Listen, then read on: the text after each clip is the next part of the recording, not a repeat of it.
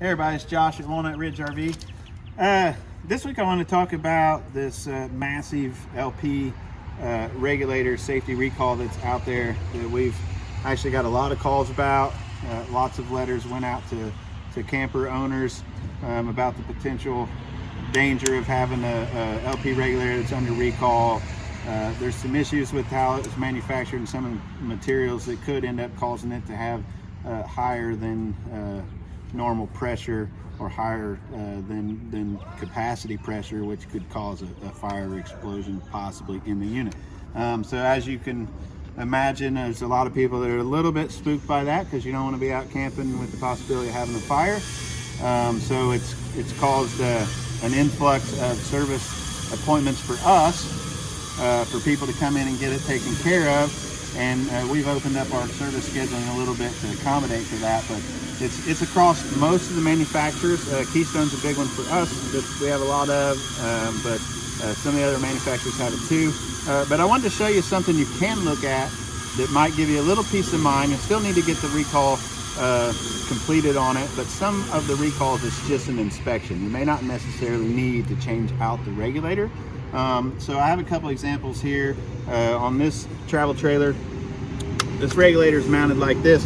The numbers we're going to look for is stamped on the front of the regulator. So there's a possibility we may have to pop a cover off of the regulator so that we can see the numbers that are stamped on this or printed on here. This particular unit is not one that's under recall, but I wanted to show you what you may have to do.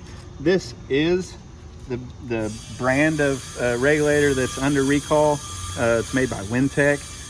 This one has a cover as well, but only covers half, but it doesn't cover the numbers we actually need to look at, which is just etched into the metal right down here. Now this one I have in my hand, being a 17, is actually not in the recall. The numbers start at 18 for Keystone, so it's 18, 19, 20, 21, but this little 4-digit number is what we're going to look at. So if you have one that's possibly in the recall and it looks like this with the half cover on here underneath where your valve is, all you need to do is check this number, and if that first number after the N is not match the numbers that's listed on the recall letter that you have, or you can also call us. Maybe we'll try and put something up, post something that you can look at about the numbers or a link to it or something if we can. But if you're not in that, then you're okay to use your regulator. You can't. There's not a danger of a fire, because the only thing that the recall would need to have done on your unit is just the inspection, proof that it has been looked at by a dealership, and then we would submit that to the factory for them to complete that recall. Now if it was within the numbers,